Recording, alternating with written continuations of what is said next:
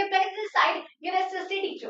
And देखो बच्चों, आज के इस वीडियो में हम लोग आपकी बहुत ही बेसब्री से इंतजार करी हुई बुक का क्लास 9 की सोशल साइंस की न्यू बुक का चैप्टर नंबर 1 पढ़ने वाले हैं।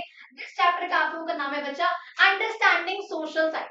इस वाले चैप्टर को हम लोग बेटा आज की वीडियो में डिटेल में हम लोग समझने वाले हैं, लाइन बाय लाइन पूरे ही चैप्टर को पढ़कर। देखो मैंने पहले भी कहा था, बिकॉज हम क्लास 9 के आप लोगों की न्यू बुक्स आने वाली है। न्यू बुक बहुत से काफी उसमें कुछ अलग है, डिफिकल्ट भी है कुछ चीजें, बट कुछ चीजें आसान भी है, समझना आसान है, लेकिन मुश्किल चीजें होने वाली। तो जरूरी है उसके लिए आप लोग एकदम से वन शॉट पे ना जाकर पहले आप लोग line by line chapter in detail समझ। ठीक है जी, तो आपको मेरे चैनल पे detail videos, one shot, one liners, आप लोगों का extra questions, NCERT solutions, most important questions, सब कुछ आप लोगों को एक ही जगह पर मिलने वाला है। तो इस चैनल में बने रहिए, वीडियो अच्छी लगी तो एंड तक देखना, सब्सक्राइब करना चैनल को। ठीक है जी, तो चलिए जरा बिना किस देरी के अपने इस वीडियो की शुरुआत करें। देखो सबसे पहली बात हमारे पास बच्चे यहाँ पे चैप्टर का नाम है अंडरस्टैंडिंग सोशल साइंस। देखो अभी तक यहाँ पर कह रहे हैं कि अभी तक आप लोग क्लास 6 से लेकर के 8 तक ये सब पढ़ते आए हो। आपने सोशल साइंस के बारे में पढ़ा है, बहुत सारी कहानियों के थ्रू हमने महाजनपद के बारे में पढ़ा था, हमने कॉलोनियल एरा के बारे में पढ़ा था, हमने बहुत कुछ पढ़ा। क्लास 6 से लेकर के हमने 8 तक ये सब चीजें पढ़ी है, जहाँ हमने सोशल साइंस को एक्सप्लोर किया है, हमने एक्सप्लोर करा है। पर अब हम उसका आगे मतलब समझने वाले हैं कि आखिर अब ये समय आ गया है कि ये हम जाने कि आखिर सोशल साइंस का मतलब क्या है, क्या क्या हमें उसमें पढ़ना होता है, क्या सब चीजें होने वाली है, कौन कौन से डिसिप्लिन होते हैं, ऑल दोज थिंग्स। क्लियर है? तो वहां पे क्या क्या बातें यहाँ पर कही गई, कहते हैं human beings live in societies. भाई जो ह्यूमन बींग्स है ऑब्वियसली बात है, हम लोग सोसाइटीज में रहते हैं और हम एक दूसरे पे डिपेंड होते हैं। और हम क्या होते हैं बच्चा, हम लोग एक दूसरे पे डिपेंड होते हैं। अच्छा ये बात हम सबको पता है कि हम लोग क्या है, हम लोग डिपेंड है एक दूसरे पे। अच्छा कहते हैं our lives are shaped by environment. जो हमारी जिंदगियां है वो एनवायरनमेंट के द्वारा शेप है। इंस्टीट्यूशन जो हम पे राज कर रहे हैं उनके पे, economic activities and the tradition and ideas. यहाँ पे बहुत सिंपल सी भाषा में कहते हैं कि हमारी जो लाइफ है वो इन सब के द्वारा शेप हो रखी है। हमारी लाइफ पे कहीं ना कहीं ये चारों ही चीजें बहुत इम्पैक्ट डालती है। आगे हमारे आसपास का एनवायरनमेंट कैसा है, यहाँ का कल्चर कैसा है, कौन लोग हैं जो हम पे राज कर रहे हैं, क्या वो मोनार्क है, क्या वो डेमोक्रेसी है, क्या हमारी कंट्री में चल रहा है, क्या इकोनॉमिक एक्टिविटीज कौन कौन सी हो रही है हमारे देश में, कैसे लोग पैसे कमा रहे हैं। कहीं ना कहीं कई हद तक ये सारी चीजें हमारी लाइफ पे बहुत इम्पैक्ट डालती है, ये बात हम सबको पता है। कहते हैं अंडरस्टैंडिंग, जब हम ये सब कनेक्शन सीख जाते हैं तभी हम क्या कहते हैं कि सोशल साइंस की नींव रखी गई है। क्या रखी गई है बच्चा, सोशल साइंस की नींव रखी गई है, ये समझने के लिए ताकि हम उसके पैटर्न्स को और कहाँ कहाँ उसका प्रभाव पड़ रहा है, हम ये सारी ही चीजों को समझ सके। दैट मीन्स आपको समझा रखा है कि आपके जो सोशल साइंस है, जब आप लोग सोशल साइंस को हम लोग पढ़ते हैं, दैट मीन्स हम चारों ही चीजें पढ़ रहे हैं। हम यहाँ पे एनवायरनमेंट की स्टडी भी कर रहे हैं कि अगर हम लोगों को एनवायरनमेंट इम्पैक्ट डाल कैसे रहा है। एनवायरनमेंट के बाद हम लोग यहाँ पे जो इंस्टीट्यूशंस हैं जो कि हम पे राज कर रहे हैं, हम वो इंस्टीट्यूशंस के बारे में पढ़ रहे हैं, है ना। हम इतिहास के बारे में पढ़ रहे हैं, हम कल्चर के बारे में पढ़ रहे हैं, हम उन सब चीजों के बारे में पढ़ रहे हैं। कहते हैं सिंपल वर्ड्स में सोशल साइंस क्या है बच्चा, is the systematic study of human society. यहाँ पे हम क्या पढ़ रहे हैं, हम यहाँ पे सिर्फ सोसाइटी को नहीं पढ़ रहे, बट हम यहाँ पे ह्यूमन सोसाइटी को पढ़ रहे हैं। दैट मीन्स ह्यूमन बींग्स का और सोसाइटी का आपस में क्या रिलेशनशिप है, ये दोनों आपस में कैसे इंटरकनेक्टेड है, हम यहाँ इसको पढ़ रहे हैं। अब देखो यहाँ पे क्या कहते हैं, इट टेल्स अस नॉट, ये सिर्फ हमें ये नहीं बताता कि क्या हुआ या कहाँ पर हुआ, नहीं, सिर्फ ये क्या और कहाँ का रिप्लाई नहीं मिल रहा है हमको सोशल साइंस को पढ़ के। भाई कहाँ पे ड्रेन है या कहाँ पे नदियां है, कहाँ पे माउंटेन्स है, सिर्फ ये नहीं पता चल रहा, बल्कि ये भी पता चल रहा है कि ऐसा क्यों है, वहां पर ये चीज क्यों है, वहां पर ये चीज क्यों नहीं है। ताकि हमें यहाँ पर अपने वाई का आंसर भी मिल रहा है। वाई इवेंट्स अकर, वॉल्केनोस आ रहे हैं तो क्यों आ रहे हैं, अर्थक्वेक आ रहा है तो क्यों आ रहा है, इतिहास अगर बना है, हमारी धरती ही फॉर्म हुई है, धरती ही कैसे फॉर्म हुई है, हमें यहाँ पर क्यों के बारे में पता चल रहा है। हमें पता चलता है आखिर लोग एक साथ रह कैसे रहे, पॉपुलेशन बहुत ज्यादा है, आखिर सब लोग एक साथ कैसे रह रहे हैं, कैसे एनवायरनमेंट हमारी लाइफ को इन्फ्लुएंस कर रहा है। अगर कहीं पे माउंटेन है तो उससे हमारी लाइफ पे क्या इम्पैक्ट पड़ रहा है, अगर कहीं का टेम्परेचर बहुत हाई है तो क्या वहां पे लोग कितना रह पा रहे हैं, अगर कहीं का टेम्परेचर बहुत वहां कैसे रह पा रहे हैं, हमारी लाइफ को एनवायरनमेंट भी इम्पैक्ट कर, गवर्नमेंट काम कैसे कर रही है, कैसे इकोनॉमी चल रही है, बिकॉज जब तक ऐसा नहीं होगा तब तक कुछ नहीं होगा, कुछ नहीं काम करने वाला, सरकार चलने वाली है बिना। एट द एंड यहाँ पर क्या हो रहा है, हमें यहाँ पर सबके बारे में पता चल रहा है। तो बहुत सिंपल सी भाषा में हमें यहाँ पर समझ में आ रहा है how the past and the present together shape the world. आखिर जो हमारा इतिहास है, हमारा जो प्रेजेंट है, वो आगे आने वाला फ्यूचर और जो अभी का वर्ल्ड है पूरा, not just India but world को आखिर शेप कैसे कर रहा है। ये बात समझ में आ गई यहाँ तक हमें। अच्छा, कहते हैं यहाँ पर देखो जब आप ये सब्जेक्ट्स पढ़ते हो, जैसे आप लोगों का फिजिक्स है, केमिस्ट्री या बायोलॉजी, तो हम लोग नेचुरल साइंस के बारे में पढ़ते हैं, भाई क्या क्या हो रहा है बॉडी में, क्या होता है ना, कौन कौन से मोशंस लॉज अप्लाई हो रहे हैं, हम वो सब पढ़ते हैं। लेकिन यहाँ पे कहते हैं जब हम सोशल साइंस की बात कर रहे हैं, इट फोकसेस ऑन सोसाइटी, तब हम बात कर रहे होते हैं बच्चा किसके बारे में, तब हम बात कर रहे होते हैं बेटा आप लोगों का सोसाइटी के बारे में हम बात कर रहे होते हैं। हम बात कर रहे होते हैं इंस्टीट्यूशंस के बारे में, जो कि बेसिकली हमारी गवर्नमेंट की तरफ जा रहे हैं। किसकी तरफ जा रहे हैं, गवर्नमेंट की तरफ जा रहे हैं। हम बात करते हैं कल्चर्स की, कहीं ना कहीं इतिहास की तरफ जा रही है वो चीज। सोसाइटी कैसे थी, पहले के लोग कैसे थे, अब के लोग कैसे, आखिर वो लोग इवॉल्व कैसे हुए, ये सब चीजें हम यहाँ पर समझते हैं। And how different aspects of life, and how क्या बोला मैंने, how different aspects of life, आखिर ये चीज हमें कैसे इम्पैक्ट डाल रही। समझ में आ गया बच्चा, हम यहाँ पर इन सारे ही एस्पेक्ट्स को पढ़ते हुए चलते। क्लियर हो जस्ट ठीक है, क्लियर हो ये वाली बात। अच्छा, अब जैसे यहाँ पर कुछ और बातें हमारे साथ हमें यहाँ पर कही गई। कहते हैं अब नेक्स्ट पॉइंट पे आएंगे, बहुत सिंपल लेकिन एक भाषा में इसको कवर करेंगे। कहते हैं it helps us understand not only what happens but also why it happens, हम देख चुके हैं ऑलरेडी, और कैसे अलग अलग जो डिफरेंट एस्पेक्ट्स है हमारी लाइफ के, कैसे वो सब जो है वो कनेक्टेड है, यहाँ पर हमें वो सब देखने और जानने को मिलता है। क्लियर हो गया आप लोगों को ये वाली बात। अब देखो बच्चा आगे बात करते हैं social science in everyday life. आखिर रोजमर्रा की जिंदगी में, आम जिंदगी में एसएसटी का क्या रोल रहता है, क्या उसका रोल है, कैसे इम्पैक्ट डाल रहा है। आप सोचो यहाँ पर कहते हैं, एक बहुत सिंपल एग्जांपल में थोड़ी बात कही गई है, अपने जिंदगी के दिन के बारे में सोचो, आपने दिन के बारे में सोचा, उस दिन कहते हैं you wake up in a house with built with material source from different places। कहते हैं आप एक दिन सोकर उठे, आपने देखा कि आप ऐसे घर में रह रहे हो, वो घर बहुत अलग अलग चीजों से बना हुआ है और वो अलग अलग चीजें बहुत अलग अलग जगहों से आ रखी है। फॉर सपोज जो आप खाना खा रहे हो, जो आप खाना खा रहे हो वो अलग अलग रीजन से आ रहा है, भैया आप इडली खा रहे हो, आप पास्ता खा रहे हो, वो कहीं और से आ रहा है, नॉर्मल स्पाइसेस है वो कहीं और से आ रही है, तो बहुत अलग अलग खाना है, ठीक है, वो अलग अलग जगहों से आ रहा है। Before it reaches your plate, आपकी प्लेट तक पहुंचने से पहले उसको उसकी कटाई करी गई होगी, पहले जाहिर सी बात है, पहले क्या करी गई होगी, पहले उसकी कटाई करी गई होगी, फिर उसको मशीन में उसको प्रोसेस करा गया होगा, मशीन के थ्रू उसका ट्रांसपोर्टेशन हुआ होगा, उसे किसी ने खरीदा होगा, किसी और ने उसको बेचा होगा, ये सब होगा, तब जाके वो खाना, तब जाके वो दाल जब आपकी प्लेट पे पहुंची होगी। पहले वो दाल को प्रोड्यूस करा गया होगा, फिर उसको आगे उसकी कटाई करी गई होगी, आगे उसे किसी को ट्रांसपोर्टेशन करके किसी को बेचा गया होगा, किसी ने खरीदा होगा, उस खरीदा किस, वो क्या पता उसने खरीदा हो होलसेलर ने, अब वो चीज जो है कहाँ जाएगी, अब वो जाएगी रिटेलर के पास, जहाँ से हम लोग उसे खरीद सके कंज्यूम करने के लिए। दैट मीन्स यहाँ पे क्या कहा है कि आपकी प्लेटफॉर्म तक पहुंचने से पहले बहुत सारे एफर्ट्स है वो गुजरी। कहते हैं यू ट्रैवल ऑन रोड, आप लोग रोड से ट्रैवल करते हैं हम लोग, अब वो रोड्स किसने बना रखे होते हैं, भाई गवर्नमेंट ऑफिसर्स ने, पब्लिक अथॉरिटीज ने वो रोड बना रखे होते हैं। आप जिस स्कूल में आप लोग पढ़ रहे हो, उस स्कूल में गवर्नमेंट की पॉलिसीज का, एजुकेशन पॉलिसीज है एनईपी, है ना, नेशनल एजुकेशन पॉलिसी 2020 ने लास्ट आ रखी है, जिसके अकॉर्डिंग सारी बुक्स आप लोगों की चेंज भी हो रही है। ये सब क्या है, आप लोग इसी के थ्रू, यानी कि हम लोग आपस में सब कनेक्टेड है। तो हम जब भी रोड पे निकल रहे हैं, कोई भी काम कर रहे हैं, हम यहाँ पे गवर्नमेंट को बहुत अच्छा खासा रोल ले दिया गया उस चीज का भी। यहाँ पे कह रखे हैं कि आप तक पहुंचने से पहले उस चीज के बहुत सारे एफर्ट्स वो गुजरी होगी।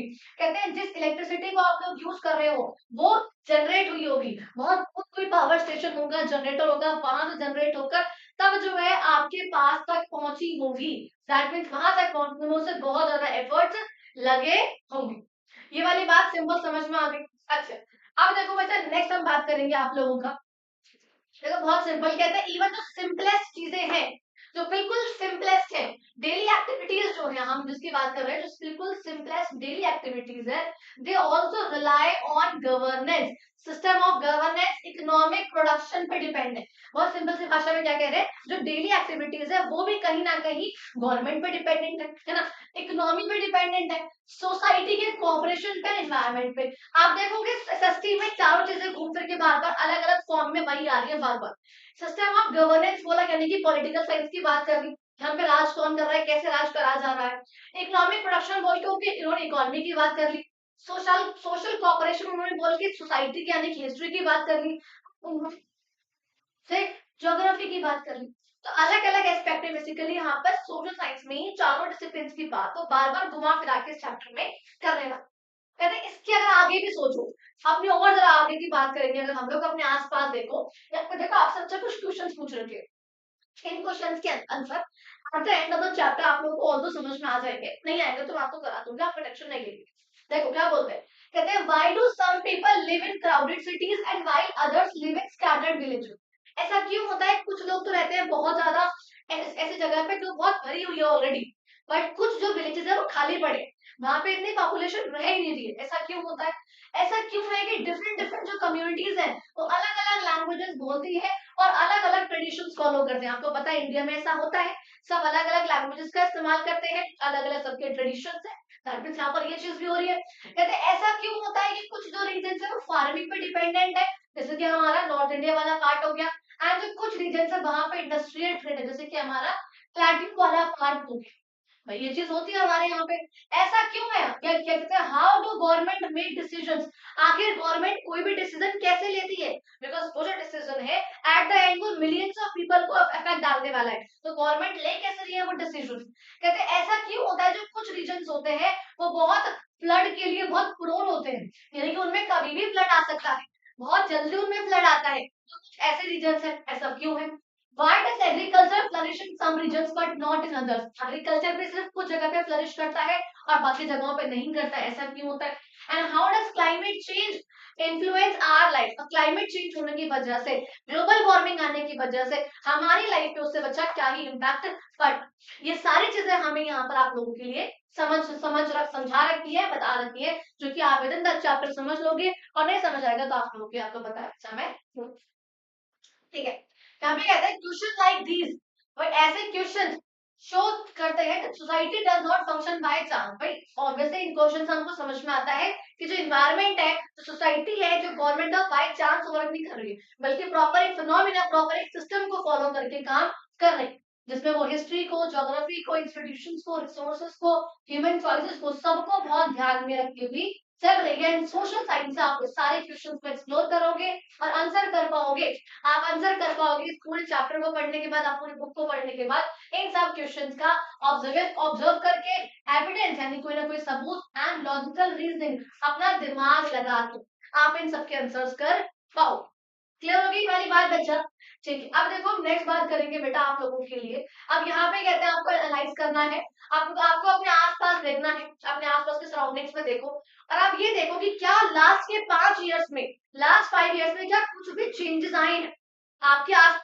अब वो चेंजेस चाहे घरों में हो, चाहे एग्रीकल्चर हो, चाहे ट्रांसपोर्ट हो, चाहे टेक्नोलॉजी हो, किसी भी चीज में क्या कोई चेंज आया है, अगर आया आया है तो आपको बताना है कि पहले सिचुएशन क्या थी, अब क्या चेंज हो गया, और कैसे चेंज हो गया, और चेंज होने के बाद लोगों की जिंदगियां कैसे होगी। आप बहुत सिंपली खुद से आप एक्टिविटी बेशक से आप लोग कर सकते हैं, ठीक है।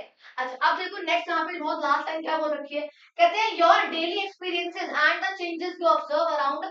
हमें देखो जो भी आपके आसपास चीजें होती है उससे हमें ये सब बातें समझ में आती है कि सोशल साइंस जो है वो कनेक्शन बिल्ड करती है लोगों के बीच में, प्लेसेस के बीच में एंड सिस्टम्स के बीच में।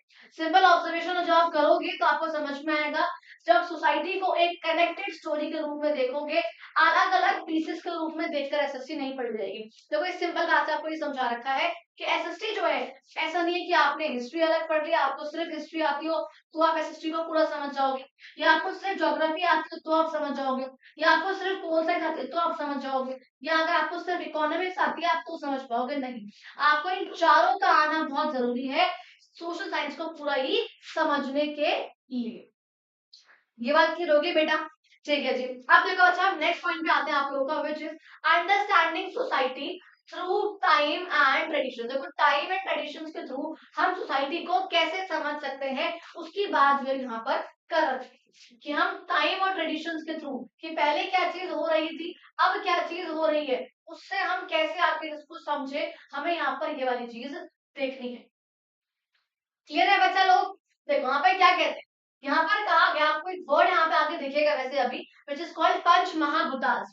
अब ये क्या है अभी समझाऊंगी, बट उससे पहले यहाँ पर और कुछ कॉन्सेप्ट है। देखो यहाँ पे क्या कहा गया है, कहते हैं सोसाइटी, सोसाइटी की बात कर रहे हैं, has not been always at its beat as it is today and over thousands of years it has change great. यहाँ पे कहते हैं जैसी सोसाइटी आज है वैसी बहुत सालों पहले नहीं थी, आज सोसाइटी काफी चेंज हो चुकी है। तो देखो हमें यहाँ पे क्या बोल रहे हैं, हमें यहाँ पर टाइम के थ्रू कि पहले क्या था अब क्या है सोसाइटी हमारी, एंड पहले कौन से ट्रेडिशंस फॉलो हो रहे थे अब कौन से फॉलो हो रहे हैं, इसके थ्रू हमको सोसाइटी को समझने की बात कही गई। अगर इसके थ्रू कही गई है दैट मीन्स हमें यहाँ पे समझना पड़ेगा कि आखिर जो सोसाइटी आज है वो आज से सौ साल हजारों साल पहले नहीं हुआ करती थी, वो पहले बहुत डिफरेंट थी। कहते हैं अब यहाँ पे क्या क्या डिफरेंट था उसकी बात करते हैं। कहते हैं early human communities dependent directly on nature for survival. कहते हैं यहाँ पे जो पहले के लोग हुआ करते थे वो अपने सर्वाइवल के लिए नेचर पे डिपेंडेंट हुआ। जो टाइम के साथ साथ लोगों ने सीखा है आखिर क्रॉप्स कैसे ग्रो करनी है, एनिमल्स को पालना कैसे है, कैसे किसी भी जगह पर बसना है, बसावट करनी है, टूल्स बनाने हैं, एक्सचेंज करना है गुड्स को सर्विसेज को, और गवर्नेंस के सिस्टम को कैसे ऑर्गेनाइज करना है, ये सब बातें जो है आज के लोग सीखते सीखते सीख चुके हैं। पहले के लोगों को नहीं पता होती थी, अब के लोगों को पता है। कहते हैं विलेजेस जो है वो टाउन्स बन चुके हैं, टाउन्स और बढ़कर शहर का रूप ले चुके हैं, नए नए आइडियाज नए नए इन्वेंशन यहाँ पर ग्रेजुअली आए जा रहे हैं आए जा रहे हैं आए जा रहे हैं। दैट मीन सोसाइटी जो पहले थी अब वो बहुत चेंज हो चुकी है। बहुत सिंपल भाषा में बात की गई है। अच्छा और यहाँ पे क्या कहते हैं, कहते हैं यहाँ पे the spirit of inquiry has deep roots in knowledge traditions. यहाँ पे बहुत सिंपल भाषा में कह रहे हैं कि जो पहले के लोग हुआ करते थे वो बहुत ज्यादा लॉजिकल पे, बहुत रीजनिंग पे, बहुत क्रिटिकल क्वेश्चंस पे, कॉम्प्लेक्स थिंकिंग पे, डिस्कशन पे, इन सब पे विश्वास करते थे, इन सबको जान मानते थे to understand the world, world को समझने के लिए। ऐसा नहीं कि जो किसी ने कह दिया बस वो मानकर बैठ गए, नहीं, वो पहले समझेंगे, जानेंगे, पहचानेंगे उस चीज को, तब जाके वो कोई भी डिसीजन लेंगे। कहते हैं नॉलेज को ऑब्जर्व एक्सप्लोर करते थे वो लोग, ऑब्जर्व करके, रिफ्लेक्ट करके, एक दूसरे की बातों पे डायलॉग एंड डिस्कशंस करके, बहुत सिंपल सी भाषा में ये वाली बात कह रहे हैं। एग्जाम्पल के लिए यहाँ पे देखोगे आप, यहाँ पे एक वर्ड लिखा हुआ बच्चा आपका पंच महाभूतास, क्या होगा देखो, पंच महाभूतास का मतलब होता है बच्चा आप लोगों का जो हमारी बॉडी है या फिर जो कॉस्मोस हमारा वर्ल्ड है वो पांच तत्वों से यानी कि पांच एलिमेंट्स, पंच, पांच उनसे मिलकर बना हुआ है। देखो यहाँ पे क्या बोल रहे हैं, पांच ग्रेट एलिमेंट से मिलकर बना हुआ है हमारा जो इंडिया का फिलोसफिकल है, या मैं कहूंगी कॉस्मिक क्रिएशन है, इवन जो हमारी बॉडी है ऐसा मानते हैं कि वो पांच तत्वों से मिलकर बनी हुई है। तो पांच तत्व कौन कौन से भैया, सबसे फर्स्ट आपका यहाँ पे दिख रहा है वो हमारा है अर्थ। यहाँ पे आप लोग देखोगे थोड़ा सा नीचे से पिक्चर यहाँ पर है, यहाँ पे आपको दिख रहा है ये पांच चीजों से मिलकर, हमारे पानी से मिलकर, आग से मिलकर, हवा से, एदर्स और अर्थ से, इन पांच चीजों से मिलकर जो है हमारा अर्थ जो है बेसिकली मैं कहूंगी कॉस्मिक क्रिएशन, या मैं कहूंगी हमारी बॉडी भी जो है इन पांच तत्वों से मिलकर, पांच एलिमेंट से मिलकर बनी हुई है, जिसे हम कहते हैं बच्चा आपका पंच महाभूतास। यहाँ पर कहते हैं कि जैसा आप देखोगे यहाँ पे कॉन्सेप्ट पंच महाभूतास का यहाँ पर समझा रखा है कि डिस्क्राइब करते हैं नेचुरल वर्ल्ड को कि बहुत इंटरकनेक्टेड सिस्टम है, इसमें हमारी ह्यूमन लाइफ जुड़ी हुई है। ये हमको समझाता है कि कैसे एनवायरनमेंट इन्फ्लुएंस करता है सेटलमेंट को। देखो अब यहाँ पे लाइन समझो आप, अगर यहाँ बोल रहे हैं कि जो इन्वायरमेंट है वो ह्यूमन सेटलमेंट के पैटर्न्स को इम्पैक्ट करेगा, वो कैसे करेगा, तो अगर आपका इन्वायरमेंट ऐसा है वहाँ पे बहुत ठंड है तो क्या वहां पे लोग ज्यादा रहेंगे, नहीं रहेंगे, वहां लोग कम रहेंगे। दैट मीन्स यहाँ पे क्या हुआ, इन्वायरमेंट ने इम्पैक्ट डाला उनकी सेटलमेंट पे। अगर वहां पे बहुत गर्मी है तो क्या रहेंगे, नहीं रहेंगे। लेकिन अगर वहां पे टेम्परेचर मॉडरेट रहेगा तो क्या होगा, ज्यादा से ज्यादा लोग वहां पे आके सेटल होना प्रेफर करेंगे, ऐसा हम कह सकते हैं। तो यहाँ पर कह रहे हैं कि वो चीज कहीं ना कहीं इम्पैक्ट डालती है हमारे ऑक्यूपेशन पे, वो लोग काम भी उस अकॉर्डिंग करेंगे। अगर लोग ज्यादा है उनको पता है कि यहाँ का टैलेंट कैसा है, लेकिन भूमि कैसी है, उस अकॉर्डिंग लोग ऑक्यूपेशन करेंगे कि उनको एग्रीकल्चर करना है या फिर ट्रेड करना है, इंडस्ट्री बिल्डअप करनी है। खाने की हैबिट लोगों की उस तरीके से होती है, वहाँ पे क्या ग्रो हो रहा है किस टाइम पे, याद है खरीफ क्रॉप राबी क्रॉप, कब कौन सी क्रॉप ग्रो हो रही है, हम भी उसी के अकॉर्डिंग खाना खाते हैं ना। दैट मीन्स एनवायरनमेंट हमारे खाने पर भी इम्पैक्ट डालता है, हमारी हेल्थ की प्रैक्टिसेस सब चीज पे। एक ऐसा आइडिया है जो कि आज भी सोसाइटीज में बहुत इंपॉर्टेंट है, लेकिन एनवायरनमेंट के चैलेंजेस यहाँ पे कुछ आ जाते हैं, है ना, कभी ड्रॉट बढ़ गया है, कभी बहुत ब्लड फ्लड आ गई तो यहाँ पे इश्यूज हो सकते हैं। सिमिलरली एक और ऐसा कॉन्सेप्ट है हमारे पास जिस कॉल्ड वासुदेव कुटुंबकम, जिसका मतलब होता है the world is one family, कि जो वर्ल्ड है हमारी पूरी फैमिली है, हम सब एक समान है, हम सब एक साथ है, तो वर्ल्ड इज वन फैमिली। ये आपसे एमसीक्यू में कई बार पूछते हैं बच्चा, वैसे हम लोग डिस्कशन करेंगे इन सब चीजों का। एक्सप्रेसेस द इंटरकनेक्टेडनेस, ये भी क्या दिखाता है, काफी इंटरकनेक्टेड है चीजें, अक्रॉस रीजन, अलग अलग रीजन, अलग अलग कल्चर्स के थ्रू इंटरडिपेंडेंस हमें यहाँ पे समझ में आती है। ये बात समझ में आ गई। तो यहाँ पे आपको दो कॉन्सेप्ट समझ में आए बच्चा, यहाँ पे पंच महाभूतास और एक आप लोगों का हो गया वासुदेव कुटुंबकम। ये चीजें क्या दर्शा रही वो आपको समझ में आ गया होगा। ठीक है, अब देखो बच्चा नेक्स्ट पॉइंट की बात करूंगी यहाँ पे मैं, कहते हैं early reflections on governance in India also linked political authority with public welfare and ethical responsibility. तो यहाँ पर क्या कह रहे हैं, यहाँ पर कह रहे हैं भैया जो पहले के लोग हुआ करते थे, जो पहले गवर्नेंस के सिस्टम्स हुआ करते थे, वो लोगों का वेलफेयर करने में और एथिकल अपनी खुद की रिस्पॉन्सिबिलिटी मानने में विश्वास रखते थे। यहाँ पे कहा गया है जो कौटिल्य का अर्थशास्त्र है, चाणक्य, आपको याद है उनका जो अर्थशास्त्र है वो कंपोज हुआ था आज से 2300 साल पहले, और तब हमको समझा दिया गया था कि आखिर गवर्नेंस कैसा होना चाहिए, आखिर एक राजा को राज करना कैसे चाहिए, उस राजा के यहाँ पे क्या क्या चीजें होनी चाहिए, उसके यहाँ पर हमको समझा दिया गया था। कहते हैं एग्जामिन करो उसमें कि हमें शासन कैसे करना है, यानी कि हमारे यहाँ का एडमिनिस्ट्रेशन कैसा होना चाहिए, इकोनॉमिक रूप से मैनेज कैसे करना चाहिए, हमें टैक्सेस चार्ज कैसे होने चाहिए, एक रूलर की, एक राजा की ड्यूटी क्या होनी चाहिए अपने लोगों के प्रति, अपनी प्रजा के प्रति। ऐसे जो काम थे उसने हमें समझाया था कि सिस्टम सिस्टम से चलना चाहिए, गवर्नेंस के सिस्टम्स होने चाहिए, और इकोनॉमी एग्जिस्ट कर रही थी आज के डिसिप्लिन से कई टाइम पहले। बेसिक से भाषा में यहाँ पर क्या बोल रहे हैं, यहाँ पे इन लोगों को कहने का मतलब है कि जो पहले के लोग थे, जो पहले के ट्रेडिशंस रहे हैं, जो पहले के राजा रहे हैं, जैसे कि कौटिल्य रहे हैं, चाणक्य रहे हैं, यानी कि तो वो जो है उन्हें पहले समझा दिया था आखिर राज करना कैसे चाहिए, गवर्नेंस सिस्टम चलने कैसे चाहिए, वो समझा बहुत पहले चुके थे। हाँ, हम लोग उस चीज को अब फॉलो करते हैं और हम लोग मानते जैसे कि वो हमने डेवलप करा है, नहीं, वो पहले ही आ चुकी थी वो सब चीजें, तो वो आपको यहाँ पर समझाया जा रहा है। क्योंकि यहाँ मैंने आप लोगों के लिए बच्चा ये लगा रखा था कौटिल्य का सप्तम, जो यहाँ पे चाणक्य थे उन्होंने कहा था कि एक राजा को अपने देश को चलाने के लिए क्या क्या चीजें उसके पास होनी चाहिए, क्या क्या उसे करना चाहिए, उसके उन्होंने 7 बातें 7 चीजें यहाँ पर कही थी कि ये लोग जो है होने चाहिए, या फिर ये चीजें होनी चाहिए। देखो पहला क्या है, पहला कुछ जो किंग है वो है सोन, सबसे पहला वो हुआ। दूसरा उन्होंने कहा था कि एक अमात्या होने चाहिए, अमात्या का मतलब क्या होता है, ग्रुप ऑफ काउंसलर्स, कई यहाँ पर लोग होने चाहिए, मिनिस्टर्स होने चाहिए जो कि एक राजा को एडवाइस कर सके कि आखिर क्या चीज सही है। एक टेरिटरी होना चाहिए, ऑब्वियसली बात है, जहां पर वो राज करेगा। फोर्टिफाइड टाउन्स होने चाहिए, फोर्टिफाइड का मतलब क्या होता है कि फॉर सपोज ये अगर एक शहर है, ये मतलब ये एक देश है, जो भी उसका राजा का किंगडम है, वो उसके आसपास बहुत लंबी लंबी दीवारें लगा देना, ताकि जो वहां पर एनिमी सिटी है, कंट्री है, फिर एनिमी में कहूंगी कोई राजा है, रूलर है, वो तुम पे अटैक ना कर सके एकदम से। ट्रेजरी यहाँ पर होनी चाहिए, फोर्स यहाँ पर होना चाहिए, ऐसा कहा गया था हर किंगडम का। यहाँ पे डिफेंस फोर्स होनी चाहिए, एंड यहाँ पे कुछ अलाइज होने चाहिए, फिर कुछ यानी कि कुछ मित्र भी होने चाहिए। ये सब बातें जो है कौटिल्य ने अपने सप्तंग में यहाँ पर कही। कहते हैं यहाँ पर ये जो ट्रेडिशंस है ये दर्शाते हैं कि जो एफर्ट है यहाँ पे सोसाइटी को समझने का, ऑब्जर्वेशन के थ्रू, रीजनिंग के थ्रू, रिफ्लेक्शन के थ्रू, ये बहुत पहले से चलता आ रहा है, और आज भी हमें इन सब चीजों को समझना और पढ़ना चाहिए। क्लियर हो गया बच्चा, आपको ये वाला पॉइंट समझ में आया। अच्छा अब देखो बच्चा हम नेक्स्ट पॉइंट पे आएंगे आप लोगों के, विच इज, अच्छा देखो अब क्या कह रहे हैं यहाँ पर, आखिर किस किस तरीके से इंस्टीट्यूशन डेवलप हो रहे हैं हमें वो यहाँ पे समझ में आता है, कैसे रिलेशनशिप बिल्डअप हो रहे हैं लोगों के बीच में, एनवायरमेंट के बीच में। तो बेसिकली सोशल साइंस से हमको क्या क्या समझ में आ रहा है वो हमें यहाँ पर समझाया हुआ है, कि हमें उससे क्या क्या समझ में आ रहा है, क्या क्या हम पढ़ पा रहे हैं, समझ पा रहे हैं, वो हमें यहाँ बताया गया।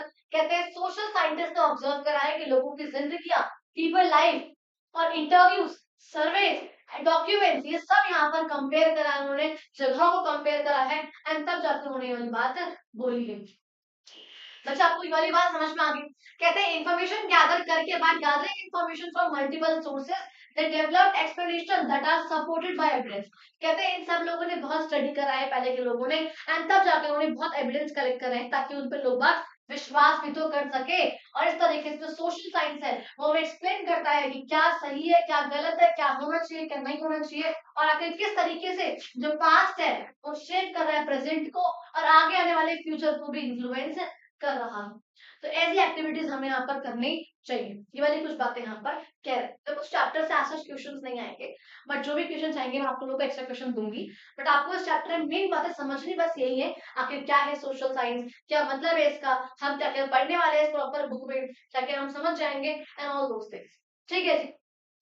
अब देखो हमारे मेन पॉइंट पे अपने हम लोग बचा social science as a study of discipline. यहाँ पर बात करने वाले हैं कि आपके social science as study of discipline क्या क्या होने वाला है, हम यहाँ पे कौन कौन से डिसिप्लिन हम पढ़ने वाले हैं। क्लियर हो गया। देखो क्या क्या हम लोग पढ़ने वाले हैं, यहाँ पर कहते हैं human society. Human society just a second. Human society is complex and no single field of study can fully explain it। भाई वो सिंपल बात यहाँ पे कह रहे हैं कि ह्यूमन सोसाइटी जो है बहुत कॉम्प्लेक्स है एंड अगर आप सिर्फ एक फील्ड पढ़ोगे तो आप इसको पूरा नहीं समझ पाओगे। अब देखो यहाँ पे एक बहुत अच्छा इस चीज का एग्जाम्पल दे रखा है। क्या दे रखा है? बहुत अच्छा इस चीज का एग्जाम्पल दे रखा है। उसमें क्या बोल रखे हैं? कहते हैं मान लो कहीं पर सूखा आता है और सूखा है, ड्रॉट पड़ी है, तो क्रॉप इफेक्ट होगी। क्रॉप इफेक्ट हुई है, बात होगी ज्योग्राफी की। अच्छा लेकिन अब अगर क्रॉप इफेक्ट हुई है तो ऑब्वियस सी बात है कहीं ना कहीं फार्मर की इनकम इफेक्ट होगी, क्योंकि भाई वो तो डिपेंड था उस क्रॉप पे। तो फार्मर की इनकम हुई, इनकम आगे जाके इकोनॉमी का फैक्टर आ गया। अब जब ये हो गया, सूखा पड़ गया, तो गवर्नमेंट क्या कर सकती है? गवर्नमेंट कौन से रिलीफ मेजर्स लेके आ सकती है? वो क्या होगा हमारा? वो बचा हमारा पॉलिटिक्स और माइग्रेशन। अब यहाँ पे क्या होगा? अब यहाँ पे लोग बाग जब खराब हो गई है बहुत चीजें, तो लोग सोच सकते हैं कि हम लोग शहर चल। वहां पे ऐसा कोई झमेला नहीं है हमारे ऊपर। दैट मीन्स यहाँ पे सोसाइटी की बात हो गई है, वहाँ पे कल्चर की बात यहाँ पर हो गई है और ट्रेडिशनल वेज यहाँ पर वो सोचेंगे कि आखिर वो कैसे इस कमी से डील कर सकते हैं। स्कार्सिटी का मतलब बच्चा होता है हमारे पास कमी। स्कार्सिटी का मतलब क्या होता है बच्चा? कमी। यहाँ पर आप लोग ये सब पर्सपेक्टिव सोचेंगे, उनको ये सब सोचना पड़ेगा। यहाँ पर क्या कहा गया कि हम किसी भी अगर पढ़ना है, अगर हमें सोसाइटी को समझना है, किसको? अगर हमें ह्यूमन सोसाइटी को समझना है तो हम सिर्फ और सिर्फ एक एस्पेक्ट नहीं पढ़ सकते, हमें यहाँ पे सारे एस्पेक्ट्स को पढ़ना होगा। मेरी बात क्लियर हो गई? अच्छा, यहाँ पे कहते हैं डिफरेंट डिफरेंट सिचुएशंस को समझने के लिए हमें देखना होगा कि सोसाइटी के अलग अलग पर्सपेक्टिव से। इसलिए यहाँ पे सोशल साइंस है वो सिंगल सब्जेक्ट नहीं है, बल्कि बहुत सारे डिसिप्लिन एक साथ यहाँ पर हैं जो कि अलग अलग एस्पेक्ट्स पे यहाँ पर उसको डील कर रहे हैं, उससे रिलेट कर पा रहे हैं और एक साथ मिलकर हम सोसाइटी को इससे बहुत कॉम्प्रिहेंसिव तरीके से समझ सकते हैं। बहुत कनेक्टेड तरीके से हम लोग यहाँ पे इसको समझ पाएंगे। ठीक है जी। यहाँ पे देखो आपसे कह रहे हैं ग्रेड 9 10 जो आप आगे आने वाले जो आपके 2 साल होने वाले हैं, इसमें आप समझ पाओगे दैट जो सोशल साइंस है वो 4 से बन के आता है। देखो जो सोशल साइंस है बच्चा वो आपकी 4 डिसिप्लिन से बन के आ रहा है। द फर्स्ट वन देखो आपके कौन कौन से डिसिप्लिन है वो आपके सबसे पहले इसके अंदर है आप लोगों का ज्योग्राफी जो मेन है, हिस्ट्री, पॉलिटिकल साइंस एंड आप लोगों का इकोनॉमिक्स। ये तो हुआ आपके कोर डिसिप्लिन। तो ये क्या है? अच्छा ये हमारे पास है बेटा हमारे कोर डिसिप्लिन। ठीक है, जो मेन डिसिप्लिन है हमारे पास। उसके बाद हमारे पास कुछ अदर डिसिप्लिन भी है, जैसे कि सोशियोलॉजी हो गया, फिलोसफी हो गया, एंथ्रोपोलॉजी हो गया, साइकोलॉजी हो गया। ठीक है, सोशल साइंस का और ब्रॉडर पर्सपेक्टिव से देखिए अगर हम, तो हमारे पास ये वाले डिसिप्लिन भी आते हैं। ये फील्ड जो है एक्सप्लोर करते हैं सोशल रिलेशनशिप्स को, एथिकल रीजनिंग को, ह्यूमन बिहेवियर को बहुत गहरे तरीके से, और सबको आप आगे ग्रेड से पढ़ने वाले हो कि अगर इनका इम्पैक्ट भी कैसे पढ़ना। आप देखो वैसे यहाँ पे आपको बता रखा है आगे ज्योग्राफी से क्या हो रहा है, हिस्ट्री से क्या पता चलेगा, पॉलिटिकल साइंस एंड इकोनॉमिक्स से, इन चारों ही डिसिप्लिन से ये क्या है हमारे पास? ये हमारे पास 4 डिसिप्लिन है। एंड कहते हैं इन चारों डिसिप्लिन से आपको क्या मिलने वाला है, आप क्या पढ़ने वाले हो, वो आपको यहाँ पर समझा रखा है, बता रखा है। क्लियर हो गया? तो देखो क्या क्या हमें मिलने वाला है। यहाँ पे कहते हैं देखो ज्योग्राफी से हमें ये समझ में आएगा, हमें अर्थ के बारे में हम पढ़ सकेंगे, एनवायरनमेंट के बारे में हम पढ़ेंगे और आके लोगों का और सराउंडिंग के बीच का रिलेशनशिप कैसा है, नदियां कहाँ बह रही है, वहां क्यों बह रही है, अर्थक्वेक कैसे आया, वोल्केनो कैसे आया, कैसे यहाँ पर धरती फॉर्म हुई, ये सारी चीजें हम लोग यहाँ पर सीख पाएंगे। हमारा क्या रिलेशनशिप है, इन सब के होने की वजह से हम पे क्या इम्पैक्ट पड़ा, हमारी लाइफ पे क्या इम्पैक्ट पड़ा, ये हम सब समझ पाएंगे। हिस्ट्री से हम समझ पाएंगे कि आखिर हमारा पास्ट कैसा था और आखिर कैसे पास्ट से आज हुआ है, कैसे सोसाइटी जो है वो चेंज हुई है। पॉलिटिकल साइंस से हम समझ पाएंगे कि आखिर शासन कैसे हो रहा है, पावर किसके पास है, कौन सी पावर है और आखिर हम सिटीजन के पास क्या अधिकार है, हम क्या हमारी कुछ ड्यूटीज है, हमारी कौन से कुछ रिस्पॉन्सिबिलिटीज है। इकोनॉमिक्स से हम लोग समझ पाएंगे आखिर सोसाइटी प्रोड्यूस कैसे कर रही है, लोगों के बीच में डिस्ट्रीब्यूशन कैसे हो रहा है उसका, और लोग अपनी नीड्स को फुलफिल करने के लिए, मीट करने के लिए कैसे उनका यूज कर रहे हैं, यानी कि यूटिलाइज कर रहे हैं उसको।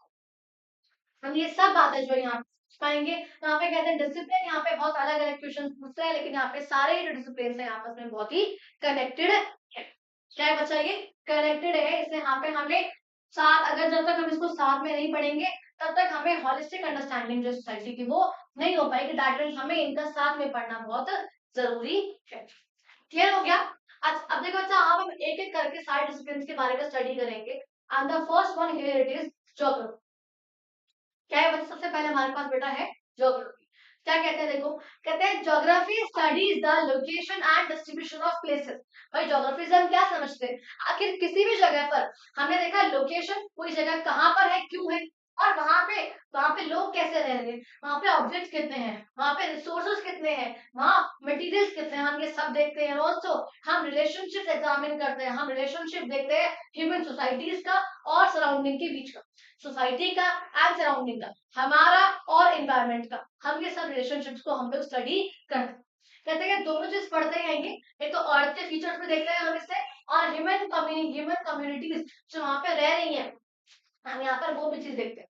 यानी कि हम यहाँ पर देखते हैं कि आखिर कौन सी चीज कहाँ पर है, क्या चीज कहाँ पर रह रही है, वहां पे कितने लोग रह रहे हैं। हमने यहाँ पर बेसिकली क्या देखा, हमने यहाँ पे अर्थ के सरफेस के फीचर्स में देखा, कहाँ पे प्लेन्स है, कहाँ पे हिमालयाज है, कहाँ पे प्लेट्यूज है। एंड फिर हमने देखा कि जो कम्युनिटीज वहां पे रह रही है, इनहैबिट कर रही है उस जगह को, जो वहां पे रह रही है, आखिर वो लोग कैसे रह रहे हैं, उनके वहां पे क्या ऑक्यूपेशन है, क्या वो खा रहे हैं, क्या पी रहे हैं। हमने वो सब चीज वहां पर देखी। आखिर कैसे जो लोग हैं वो इंटरेक्ट कर रहे हैं नेचुरल एनवायरनमेंट के साथ, हमारा एनवायरनमेंट के साथ इंटरेक्शन कैसा है, और कैसे अलग अलग जगह जो है वो ह्यूमन लाइफ कहीं ना कहीं इम्पैक्ट डाल रही है, उसको इन्फ्लुएंस कर रही है। कहते हैं यहाँ पे geography seeks to understand where things are located. हमें समझ में आता है आखिर कोई भी वेयर थिंग्स, अलग अलग चीजें कहाँ पे लोकेटेड है, कहाँ पे है, why they are found there, वहां पे क्यों है, तो हाउ प्लेसेस, चाहे वो पास में है चाहे दूर में है, कैसे वो इम्पैक्ट डाल रही है, अफेक्ट डाल रही है दूसरे जगह पे, दूसरे उस पे कैसे उसका इम्पैक्ट पड़ रहा है, हम यहाँ से ये सब चीज समझ पाते हैं। एंड जिसको समझकर, तो इसके हमें समझ में आता है इसको समझकर कि आखिर कैसे जो वर्ल्ड है वो आपस में बहुत इंटरकनेक्टेड है। बहुत सिंपल भाषा में बात समझ में आ गई। अच्छा, अब देखो यहाँ पे कुछ अलग चीजें आने वाली है, अभी समझना। कहते हैं it views the world as a system of interdependencies and adopt a holistic approach by integrating. यहाँ पे कह रहे हैं कि यहाँ पर पूरे वर्ल्ड को, जो सोशल साइंस है, सोशल साइंस जो है पूरे वर्ल्ड को एक साथ लेकर बहुत इंटरडिपेंडेंसी के साथ वो समझती है, ताकि उसको हम होलिस्टिक कहते हैं, अडॉप्ट करती है होलिस्टिक अप्रोच, जहाँ पे हम सारी एस्पेक्ट को पढ़ सके, कुछ भी छूटे ना, जहाँ पे हम सारे एस्पेक्ट्स को एज अ होल पढ़ सके, उसको यहाँ पर बोलते हैं बच्चा हम लोग आपकी होलिस्टिक अप्रोच। यहाँ पे कहते हैं इंटीग्रेट करके spatial perspective, location and its significance with temporal perspective. देखो यहाँ पे क्या बोल रहे हैं, जहाँ पे हम स्पेस की बात भी करते हैं, यानी कि स्पैशियल पर्सपेक्टिव। स्पैशियल पर्सपेक्टिव का मतलब होता है बच्चा हमारा, जो कि कहाँ पर है वो चीज, उसकी क्या इंपॉर्टेंस है, हम वो पढ़ते हैं यहाँ पर। एंड टेम्पोरल पर्सपेक्टिव यानी कि टाइम रिलेटेड, कि वो चीज वहां पर है तो कब से है, ऐसा कहाँ हुआ था, हम वो भी यहाँ पर पढ़ते, और क्या उसमें जो है चेंजेस हुए हैं विद टाइम के साथ, हम ये सब डिटेल्स में यहाँ पर समझ में आता है। कहते हैं यहाँ पर नेचुरल साइंस के बारे में भी हम लोग पढ़ते हैं, सोशल साइंस। देखो नेचुरल मैंने यहाँ पे कहा था साइंस के टर्म्स है physics, chemistry and bio, and यहाँ पे सोशल साइंस है हमारे पास, विच इज हमारे तीनों ही चारों डिसिप्लिन। ठीक है, यहाँ पे कहते हैं इससे हमको समझ, सॉरी भैया, इससे हमको समझ में आते हैं, it has answer questions like why India has historically been a hub of global interaction. यहाँ पे देखो, जब हम ये सब चीज समझते हैं तब हमको समझ में आता है आखिर जो इंडिया है वो हब क्यों रहा है, वो क्या रहा है, वो हब क्यों रहा है, जहाँ पे बहुत चीजें यहाँ पर रही है हमारे इंडिया में। क्या रहा है हमारे इंडिया में, बहुत कुछ रहा है। किस चीज का हब रहा है भैया इंडिया में, पता है बहुत सी बात है, ग्लोबल इंटरेक्शन का, कि हम लोग बहुत सारी कंट्रीज के साथ हम लोगों ने इंटरेक्ट करा है। जो इंडियन पेनिसुला है, आखिर वो कैसे, जो लंबी कोस्ट लाइन है वो कैसे कांटेक्ट रख रही है अफ्रीका के साथ, साउथ एशिया के साथ, यूरोप के साथ। मतलब बेसिकली यहाँ पर बता रहे हैं कि आखिर हमारे इस पेनिसुला प्लेट्यू वाले पार्ट के, यहाँ पे कैसे हम डिफरेंट डिफरेंट कंट्रीज के साथ, इधर की तरफ हम ऊपर की तरफ नॉर्थ एशिया की तरफ, हम वेस्टर्न कंट्रीज की तरफ, हम ऊपर यहाँ पे वेस्ट एशिया की तरफ, हम यहाँ पर सबसे कैसे कॉन्ट्रैक्ट रख पा रहे हैं, वो हमें यहाँ पर जो है समझ में जानना है, बेसिकली हमें आना चाहिए। तो यहाँ पर कह रहे थे कि Africa, Europe, south east Asia के साथ हमारे कैसे रिलेशनशिप्स हैं, हमें यहाँ पर कैसे उनसे अच्छा हमारे तक कॉन्टेक्ट है, वो सब बातें हमें यहाँ पर समझ में आती हैं।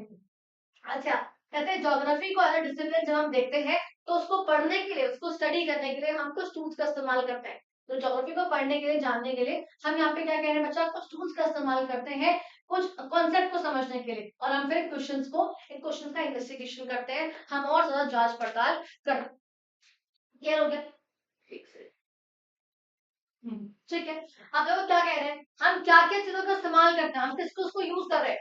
कहते हैं इट यूजेस मैप्स, ज्योग्राफी को समझने के लिए कहाँ पे क्या चीजें हैं, हम मैप का इस्तेमाल करते हैं, हम ग्लोब का इस्तेमाल करते हैं, हम एटलस का इस्तेमाल करते हैं, जिसे हम कहते हैं बुक ऑफ मैप, हम जीआई का, जीआईएस का, ज्योग्राफिकल इंफॉर्मेशन सिस्टम का इस्तेमाल करते हैं, समझाऊंगी अभी, एंड इन्फोग्राफिक का इस्तेमाल करते हैं, और बहुत सारे इंस्ट्रूमेंट का इस्तेमाल करते हैं ताकि हम ज्योग्राफी को समझ सकें, कहाँ पर क्या चीजें हैं हम उसको समझ सकते हैं, उसके लिए हम इन सब चीजों का इस्तेमाल करते हैं। अब वो कौन कौन चीजें हैं, क्योंकि मैप, ग्लोब, एटलस आपको समझ में आ गया। आखिर जीआईएस क्या है, आपके यहाँ पर ये पिक्चर दिख रही है, ये दिखा, तो क्या बोल रहे हैं? ये एक ऐसा कंप्यूटर सिस्टम है जो कि कैप्चर करता है, स्टोर करता है, एनालाइज करता है, जो भी डाटा है, डेटा को सब, जो भी डेटा है किसी भी जगह का, उसको कैप्चर करेगा, कहाँ पर क्या चीजें हैं उसको स्टोर करा, एंड देन वो उसको एनालाइज करेगा। ऐसा करके वो क्या करेगा, जैसे मान लो कि क्या देखेगा, वो यहाँ पर देखेगा आखिर फ्लड जोन्स कहाँ कहाँ पर है, कहाँ पे हल्का सा स्लोप है वो उसको देखेगा, कहाँ पे ऐसा है कि भैया रिस्क वाली बात है, और वहां पे प्रेडिक्शन ये है कि वहां पर कुछ ना कुछ प्रॉब्लम आ सकती है, चाहे फ्लड है, चाहे सुनामी है, कुछ भी यहाँ पर हो सकता है। वो डिफॉरेस्टेशन को ट्रैक करता है, क्लाइमेट चेंज देखता है, एग्रीकल्चर क्रॉप्स के लिए कौन से क्रॉप के लिए कौन से लोकेशन सबसे बढ़िया है, ये सब चीज यहाँ से कौन देखता है, हमारा ये जीआईएस का सिस्टम देखता है। अलग अलग डेटा इसके पास होता है, अलग अलग लेयर्स इसकी होती है, वर्ड यहाँ पर इस तरीके से वर्क करता है, ताकि इससे हम समझ पाते हैं कि आखिर कहाँ पे क्या चीजें होने वाली है, कहाँ पे रिस्क है, कहाँ पे फ्लड आ सकता है, कहाँ पे रेजिडेंट लोग वहां पे रह रहे हैं, ये सब चीज हम इसे समझ पा रहे हैं। एक यहाँ पर वर्ड है बच्चा आप लोगों के लिए, विच इज कॉल्ड इन्फोग्राफिक। देखो इन्फोग्राफिक का मतलब क्या होता है, बेसिकली इन्फोग्राफिक का मतलब होता है जब हम इंफॉर्मेशन को ग्राफिक्स के थ्रू समझे, यानी कि हम किसी भी डेटा के थ्रू, हम किसी भी, मैं कहूंगी चार्ट के थ्रू, हम किसी भी फ्लो चार्ट के थ्रू, किसी भी चीज के थ्रू, किसी पिक्चर के थ्रू, विजुअली किसी भी चीजों के थ्रू, जब हम किसी भी इंफॉर्मेशन को समझते हैं, जानते हैं, हमें मिलती है, दैट इज बेसिकली कॉल्ड आप लोगों का इन्फोग्राफ। समझ में आ गई ये वाली बात? अच्छा, अब देखो नेक्स्ट बच्चा हमारे पास यहाँ पर आप लोगों को दिखा रखा है भुवन पोर्टल। आप लोगों के एनसीईआरटी की बुक में ये मेंशन है, आप लोगों को दिख रहा होगा। यहाँ पे भुवन का पोर्टल आपको दिख रहा है, यहाँ पे आप उसको एक्सेस कर सकते हो। Basically the website is here, ठीक है। यहाँ भुवन डालोगे, भुवन एनसीईआरटी पोर्टल, तो आपको दिख जाएगा ये। बेसिकली किस काम का है, यहाँ पे आप देख सकते हो डिफरेंट डिफरेंट चीजें कि आखिर कहाँ पे कौन से एरियाज जो रेन बहुत ज्यादा होती है, किन एरियाज में कौन से ड्रॉट एरियाज है। बेसिकली आप अपने इंडिया को मैप कर सकते हो, इंडिया की मैपिंग आप इसकी कर सकते हो कि कहाँ पर क्या चीजें हैं, आपको दिख रहा है यहाँ पर, आप इसको जूम कर करके अपने शहर को देख सकते हो, कहाँ पर क्या चीज हो रही है आप सब यहाँ पर देख सकते हो। That is basically the woman code. Clear हो गया आप लोग? अब देखो नेक्स्ट बात करते हैं, कहते हैं ओवर द नेक्स्ट 2 इयर्स में, आने वाले अगले 2 सालों में, यानी कि 9th एंड 10th में आप लोग समझ पाओगे कि आखिर कौन कौन से प्रोसेसेस हैं, जैसे अर्थ सरफेस शेप हुआ है, कैसे अलग अलग लैंडफॉर्म्स बने हैं, यानी कि प्लेट्यूज कैसे बने हैं, माउंटेन्स कैसे बने हैं, प्लेन्स कैसे बने हैं, आप ये समझ पाओगे। आप समझ पाओगे एटमॉस्फेयर के बारे में, क्लाइमेट के बारे में, ओशंस के बारे में, बायोम्स के बारे में, जहाँ पे सब लोग रह रहे हैं, बायोस्फीयर रिजर्व्स के बारे में, यानी कि बेसिक से भाषा में कह रहे हैं कि आप लोग आने वाले 2 सालों में 9th एंड 10th में बहुत सारे कॉन्सेप्ट्स को हम लोग समझने वाले हैं। क्लियर हो गया बच्चे यहाँ तक का? अब देखो बच्चा नेक्स्ट पॉइंट पे आएंगे आप लोगों के, विच इज कॉल्ड हिस्ट्री। अब देखो हिस्ट्री पे आएंगे, कहते हैं हिस्ट्री में हम क्या पढ़ रहे हैं, स्टडी ऑफ ह्यूमन पास्ट। हम यहाँ पे ह्यूमन इतिहास के बारे, हम यहाँ पे पास्ट के बारे में हम चीजें पढ़ रहे हैं, बहुत सारी हम चीजें पढ़ रहे हैं यहाँ पे, डिफरेंट डिफरेंट, ठीक है। ये वाली बात यहाँ पर कहते हैं, यहाँ पर क्या रखे हैं, दैट, ये देखिए क्या होता है इसमें। ठीक है, कहते हैं स्टडी ऑफ ह्यूमन पास्ट, हम यहाँ पे इतिहास के बारे में पढ़ते हैं, through which society seeks to understand people experiences. हम जब तक यहाँ पे इतिहास के बारे में नहीं पढ़ते, हमें समझ में नहीं आता आखिर क्या एक्सपीरियंसेस रहे हैं, कैसे यहाँ पर लोगों ने इवॉल्व करा है, हम नहीं समझ पाते, क्या चेंजेस आए ओवर टाइम, हम यहाँ पर ये चीज नहीं समझ पाते हैं। कहते हैं there are multiple ways to interpret the past. कहते हैं पास्ट को समझने के लिए, पास्ट को जानने के लिए हमारे पास बहुत तरीके होते हैं, बहुत तरीके होते हैं, सर जो उसके अलग अलग जनरेशन टू जनरेशन हम जान पाते हैं।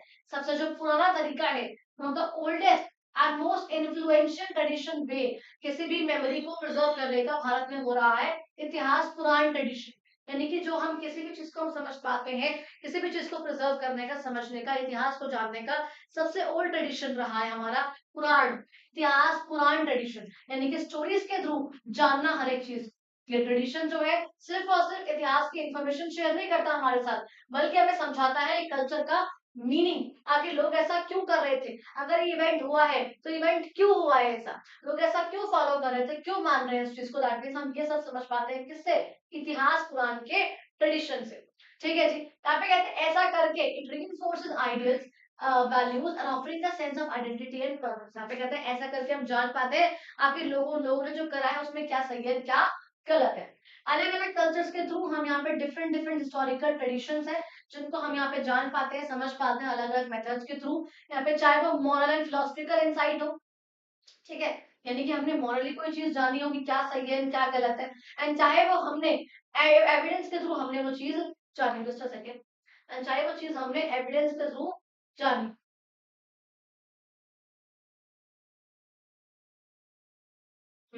ठीक है, यहाँ में हम बोल रहे हैं कि इस इसको समझने के बेसिकली कुछ दो तरीके बता रखे हैं हमें। इसमें एक है मॉरल एंड फिलोसफिकल इंसाइट्स, यानी कि इंसाइट देखकर, मॉरली जानकर उस चीज को, एंड दूसरा यहाँ पर कह रहे हैं प्रॉपर वेरिफिकेशन करके। हम इन दो में से, इन दोनों तरीकों से इतिहास के बारे में जानते हैं। जो आज के हिस्टोरियंस है, जो आज की चीजें हैं, they are increasingly relies on empirical evidence. Empirical evidence का मतलब होता है जो ठोस सबूत हो आपके पास, प्रॉपर ये चीज हुई आप उसको दिखा सकते, उसे हम बोलते हैं एम्पिरिकल एविडेंस। कहते हैं यहाँ पर ये लोग यूज करते हैं टूल्स जैसे कि ह्यूमन जेनेटिक्स, अभी समझाती हूँ, कार्बन 14 डेटिंग, आर्कियोलॉजी एंड कुछ और मेथड्स को पास्ट को समझने के लिए। तो बेसिकली यहाँ पर क्या बोल रहे हैं कि पास्ट को समझने के लिए सबके पास अलग अलग तरीके होते हैं, अलग अलग तरीके से हम ये चीज समझ पाते हैं बेसिक भाषा में। ठीक है, अब वो क्या क्या तरीके हैं, हम लोग प्रॉपर पास्ट को समझने के लिए एविडेंस को देखते हैं, आखिर क्या सबूत है, क्या हुआ था उस टाइम पे, हम उसको देखते हैं बहुत अच्छे से। इसमें हम यहाँ पे देखते हैं ह्यूमन जेनेटिक्स। अब देखो ह्यूमन जेनेटिक्स का मतलब क्या होता है, देखो आप यहाँ पे आपको ऊपर दिख रहा है, तो वो ये रहा यहाँ पर साइंटिफिक स्टडी है कि देखने के लिए कि कैसे जो ट्रेड्स हैं या वेरिएशंस है वो इनहेरिट हो रही है ह्यूमन बींग्स पे, यानी कि हमसे, हमारे फादर से हमें, हमारी मदर से हमें कौन से ट्रेड्स यहाँ पर आ रहे हैं, बेसिकली कॉल्ड ह्यूमन जेनेटिक्स। हम उससे यहाँ पे इतिहास को समझ पाते हैं। हर हम कार्बन 14 की डेटिंग करके, इसका मतलब क्या होता है, हमने किसी भी चीज को, अगर हमें जानना है कि चीज कब की है, हम उसमें कार्बन डेटिंग करेंगे, टेक्निक होती है जिससे हम ये जान सकते हैं कि आखिर कोई चीज कितनी पुरानी है, उसमें से जो भी उसमें रेडियो एक्टिव एलिमेंट्स है उसको हम समझेंगे, एंड हम यहाँ पे जान देंगे आखिर कोई भी चीज कितनी पुरानी है, उसकी एज यहाँ पर हम देख लेंगे कि वो कितनी पुरानी है। अगर देखो यहाँ पे पिक्चर हमें लगा रखी है आप लोगों के लिए, यहाँ पे वो देखेंगे इस तरीके से कि अगर उसमें जितना परसेंट यहाँ पर कार्बन की मात्रा होगी, जितनी परसेंट जो मात्रा है वो कम होती रहेगी, उससे यहाँ पे समझ जाएंगे हम कि वो चीज और पुरानी है और पुरानी। अभी मैं एक मूवी बच्चों को बहुत रिकमेंड करती हूँ जिसका नाम है राम सेतु मूवी। बहुत पुरानी है, वो तो अक्षय कुमार की मूवी है, बट बहुत प्यारी है। उसमें भी आप लोगों को एक मेथड समझा रखा है, कार्बन डेटिंग का मेथड। ठीक है, हमें यहाँ पर कुछ चीज समझा रखी है, तो यहाँ पर बताते हैं कि आखिर अगर उस चीज में कार्बन कंटेंट जितना कम होगा, कार्बन जो कार्बन डेटिंग मेथड से, दैट मीन्स वो चीज उतनी ही पुरानी है। तो हम ये रेडियो एक्टिव कुछ मिनरल्स उसके थ्रू हम यहाँ पर ये बताना चाह पाते हैं कि आखिर वो चीज कितनी पुरानी है। दैट मीन्स यहाँ पर कह रहे हैं कि उससे भी हम इतिहास के बारे में पता लगा सकते हैं।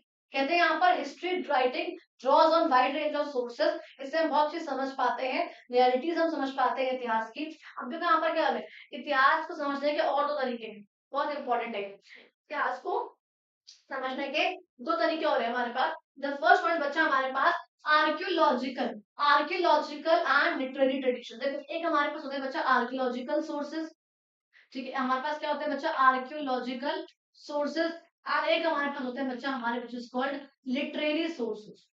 दो होते हैं हमारे पास। देखो आर्कियोलॉजिकल का मतलब हुआ ऐसे सोर्सेस जिसको आप पढ़ नहीं रहे हो, आप इस जगह पर गए, आपने कोई साइट देखी, आपने कोई लोकेशन देखी, आपने कोई ऑब्जेक्ट देखा, आपने कोई आर्टिफैक्ट देखा, आपने कुछ भी देखा, आप उसको देख कर अगर उसकी स्टडी कर रहे हो, आप उसे आप बोलोगे वो आर्कियोलॉजिकल सोर्स है, बिकॉज आप वहां गए हो, आपने देखा, आप उसका स्टडी कर रहे हो। लेकिन एक आपके पास होता है बच्चा लिटरेरी सोर्स, इसका मतलब होता है कि आपने देखा तो है, यहाँ पे पढ़ रहे हो, कुछ मनुस्क्रिप्ट है, कोई स्क्रिप्चर है, कोई इंस्क्रिप्शन है, आप उसको पढ़कर इतिहास के बारे में जान रहे हो, that will be called as बच्चा आप लोगों का लिटरेरी सोर्स। तो यहाँ पे दोनों सोर्सेस की बात करी गई है। पहले यहाँ पर बोला आर्कियोलॉजिकल, ट्रैवलर्स हैं, जो लोग आते जाते हैं, जो ट्रैवलर्स पहले ट्रैवल करते थे, चाइनीज के पिलग्रिम्स आते थे, वही सांग शाहजहान वगैरह, उन सब जो मेमोरीज है लोगों के द्वारा लिखे गए, है ना, ये सब क्या है हमारे पास जियोलॉजिकल रिकॉर्ड्स हैं। देखो, जियोलॉजिकल रिकॉर्ड्स का मतलब क्या होता है, वो डॉक्यूमेंट जो ट्रेस करते हैं फैमिली की लिनिएज, एंसेस्ट्री, ये रिकॉर्ड करके कि आगे इनके बीच का रिलेशनशिप कैसा है, जो वो देख पाते हैं। समझ रहे हो आप लोग, डॉक्यूमेंट इवेंट देख पाते हैं, बर्थ है, मैरिज है, डेथ है, वो लोग यहाँ पे ये सब चीज देख पाते हैं। That is basically called geological records. उसको देख के आप समझ पा रहे हो, उसे हमने बोला आर्कियोलॉजिकल सोर्सेज। लेकिन यहाँ पे कहते हैं तो मतलब क्या, जो रिमेन्स है हमारे पास, और मान लो कोई स्केलेटल सिस्टम है, कोई फॉसिल फ्यूल है, कुछ भी है, आप उसको स्टडी कर रहे हो, तो वो ऑब्जेक्ट है, आर्टिफैक्ट है, आप उसको देख के समझ पा रहे हो, दैट विल बी कॉल्ड बच्चा आप लोगों का आर्कियोलॉजिकल सोर्स। ठीक है। अच्छा, लेकिन एक एक हमारे पास क्या होता है बेटा, which is called literary sources, जहां पे आप कुछ पढ़ के समझ पा रहे हो। ठीक है, लेकिन यहाँ पर क्या बोल रहे हैं, आर्कियोलॉजिकल यहाँ पे हो गया, साइंस आप रहे हो, आर्टिफैक्ट ऑब्जेक्ट है, आर्ट वगैरह है, कुछ स्कल्पचर है, कुछ पेंटिंग है, ये सब हमारे पास आएंगे कौन से आर्कियोलॉजिकल सोर्स। और जब आप कोई चीज पढ़ रहे हो, इंस्क्रिप्शंस है, स्क्रिप्चर्स है, ये सब चीजें हैं, दैट विल बी कॉल्ड बच्चा आप लोगों का लिटरेरी सोर्सेज। क्लियर हो गया। अच्छा, कहते हैं आगे आने वाले 2 सालों में आप समझ पाओगे कि आपके ह्यूमन हिस्ट्री ने कैसे डेवलपमेंट्स को शेप किया है, स्टार्टिंग से लेकर के आप तक के। आगे समझ पाओगे, हम समझ पाएंगे ग्रीक रोमन वर्ल्ड के बारे में, रेनेसांस पीरियड के बारे में, एनलाइटनमेंट के बारे में, मतलब वो कुछ बातें यहाँ पर कह रहे हैं कि क्या करें हम, क्या क्या चीजें हम समझ पाएंगे आगे आने वाले कुछ सालों में। क्लियर हो गया। यहाँ तक आपको दिखा रखे हैं कुछ लिटरेरी सोर्सेस कि आप जिसको आप पढ़ सकते हो, तो फिर कुछ इंस्क्रिप्शन यहाँ पर है ना, कुछ स्क्रिप्चर्स यहाँ पे है, मनुस्क्रिप्ट वगैरह जो आप पढ़कर देख सको, मनुस्क्रिप्ट है यहाँ पे, तमिल टेक्स्ट की है बेसिकली ये, या आर्कियोलॉजिकल यहाँ पे ऑब्जेक्ट है, आर्टिफैक्ट है, जहां पर आप basically not in return format, जरूरी की रिटर्न हो ही, जरूरी नहीं है, बट ये प्रॉपरली क्या होता है कि रिटर्न हो रहा है ये बात। क्लियर होगी इतनी बात।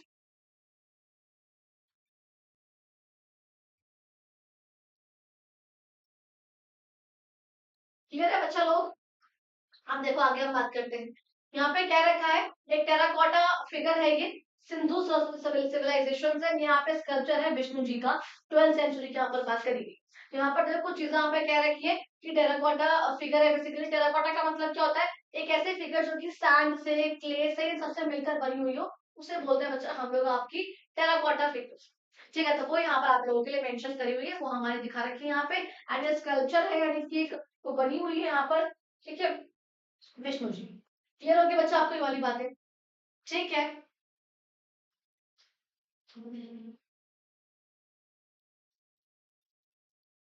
ठीक है जी, चलो अब देखो नेक्स्ट पेज पे आते हैं हम लोग। हमारे पास यहाँ पर सबसे ऊपर आप लोगों के लिए एपिग्राफिक सोर्सेज, इसको बेसिकली हम लोग आपके लिटरेरी सोर्सेज का ही दूसरा नाम इसे हम बोल देते हैं एपिग्राफिक सोर्सेज। इसका मतलब यहाँ पे होता है इसमें टेक्स्ट हो, रिकॉर्ड्स हो, बट यहाँ पे लिटरेरी और मैं कहूंगी आर्कियोलॉजिकल, थोड़ा बहुत दोनों का इसका मिक्स रहता है समटाइम्स, लिटरेरी और आर्कियोलॉजिकल सोर्सेज का।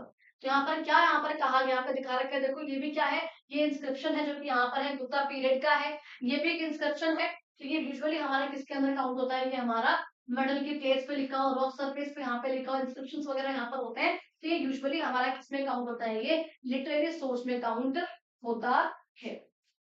कौन सा हमारा एपिग्राफिक सोर्स।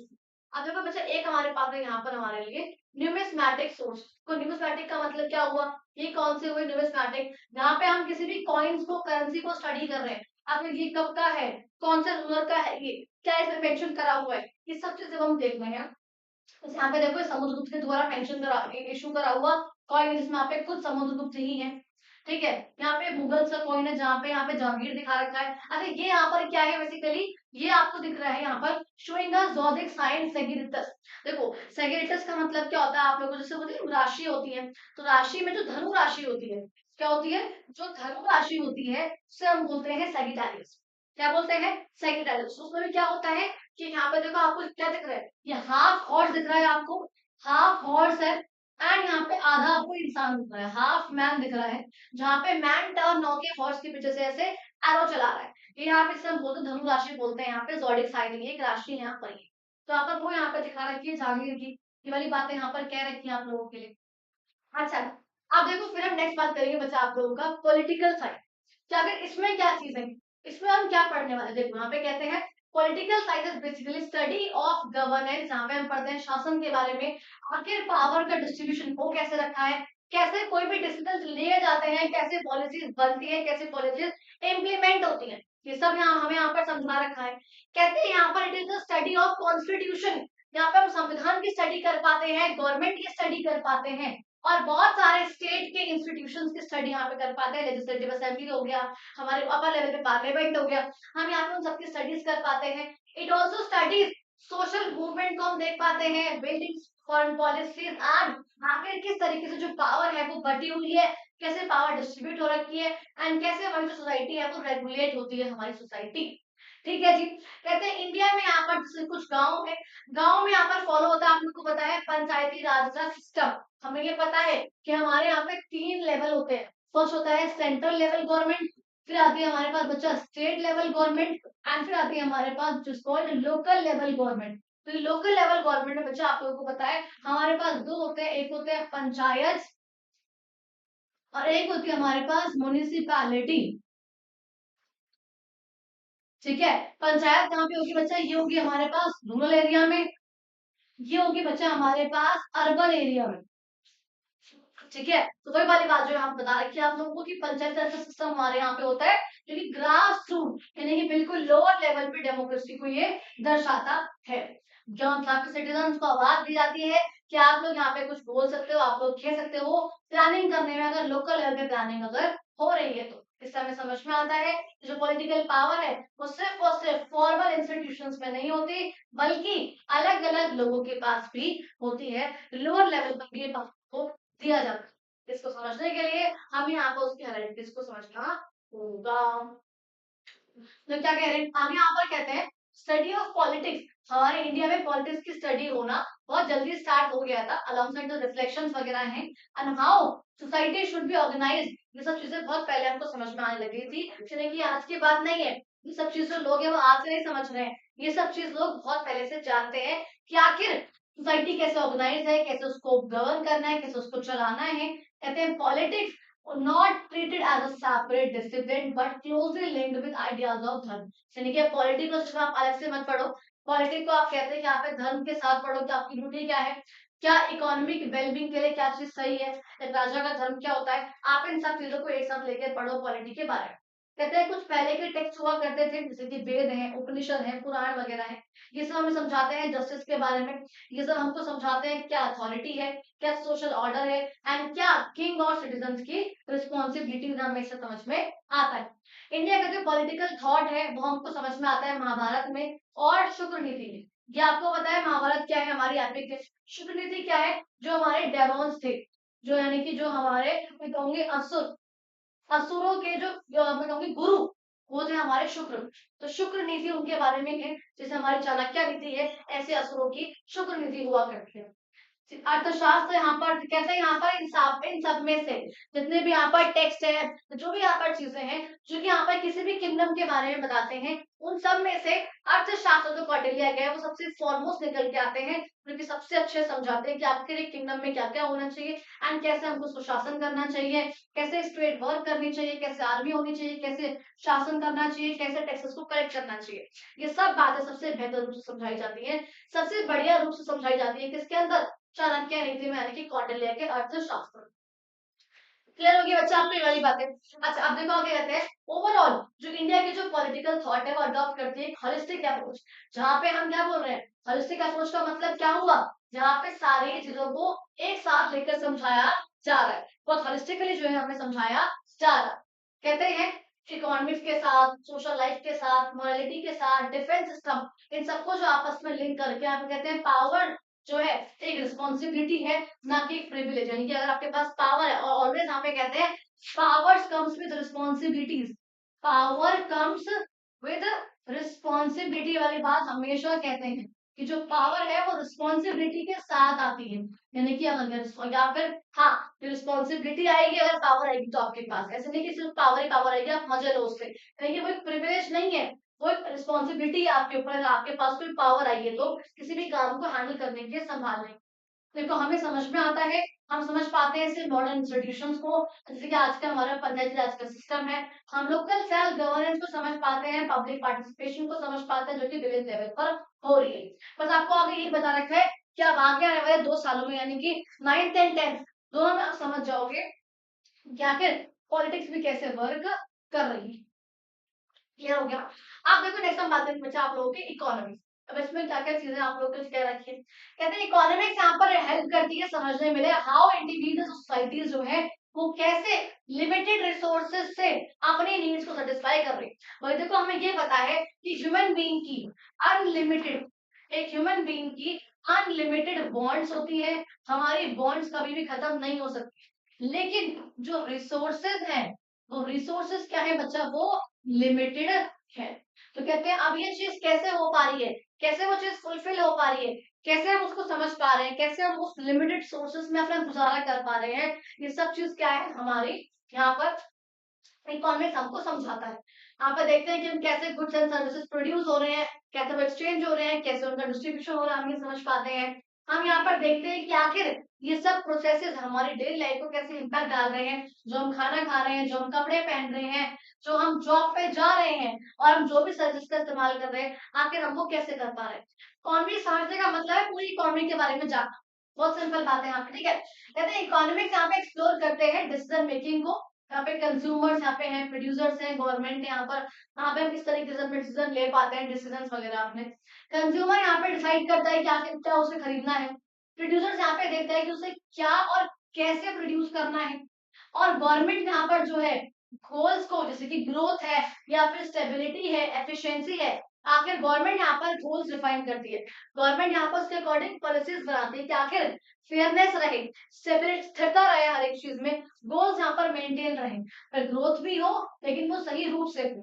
यहाँ पर सब चीज को यहाँ पर समझना क्या है हमारा इकोनॉमिक्स है। कहते हैं इस तरीके से यहाँ पे इकोनॉमी जो है सिर्फ और सिर्फ नंबर या मार्केट्स की बात नहीं है, बल्कि वेलबींग की बात भी है, जस्टिस की बात भी कहीं ना कहीं, एंड इक्विटी की बात भी यहाँ पर करी गई।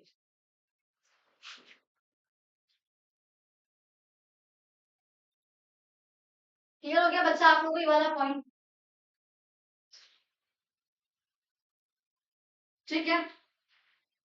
आप देखो आगे यहाँ पे क्या कह रहे हैं, कहते हैं India has a rich and dynamic history, कि इंडिया का जो है क्या है बहुत ही बढ़िया इकोनॉमिक हिस्ट्री हमारे यहाँ पर रही है, ठीक है। It was one of the world leading economy, भैया इंडिया जो है बहुत इंपॉर्टेंट सेंटर रहा है लर्निंग का, बहुत इंपॉर्टेंट सेंटर रहा है ट्रेड का, इंडस्ट्री का एंड मैरीटाइम एक्टिविटीज का। दैट मींस इंडिया में सब कुछ बहुत अच्छा अच्छा रहा है। कहते हैं कॉलोनियल रूल ने हमारे यहाँ पे आके बहुत चीजें जो है डिस्टर्ब करी थी हमारी प्रोग्रेस को, जो हम इतना अच्छा ग्रो कर रहे थे, हमारी पॉवर्टी कम हो रही थी, हम इक्वालिटी की तरफ जा रहे थे, हमारे यहाँ पे उनकी वजह से पॉवर्टी आ गई, बार बार भुखमरी छाई। और हमारी जो इंडस्ट्रीज थी, ट्रेडिशनल इंडस्ट्रीज जो हमारी खुद की है, वो उसमें डिक्लाइन हुआ था। आपको पता है कि हमारी इंडस्ट्रीज को हटाकर वो लोग अपनी इंडस्ट्रीज लेकर आए थे यहाँ पे अपनी ग्रोथ करने के लिए।